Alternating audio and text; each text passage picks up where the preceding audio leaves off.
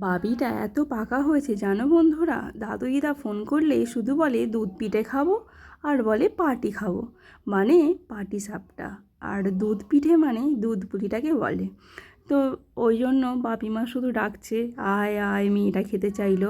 তাই যেমনি বলা তেমনি কাজ, চলেও গেলাম। আর মা দেখলাম পাটিসাপটার গোলাটা বানিয়ে রেখেছে সুজি, ময়দা, আমুল দুধ ও সামান্য পরিমাণ চিনি ও জল দিয়ে ভালো করে ব্যাটারটাকে গুলিয়ে রেখেছে। আর এদিকে বাপি এনেছে মিল্ক কেক।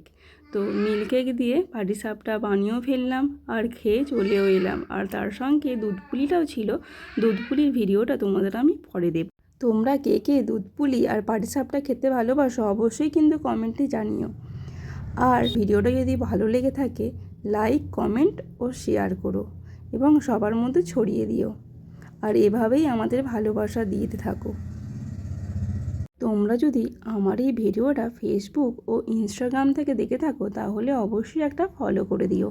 আর যদি ইউটিউব থেকে দেখো তাহলে অবশ্যই সাবস্ক্রাইবটা করে রেখো। আর পাশে থাকা বেল আইকনটা অবশ্যই ক্লিক করে দিও। নমস্কার, শুভরাত্রি। আবার দেখা হবে অন্য কোনো একটা ভিডিওতে। টাটা।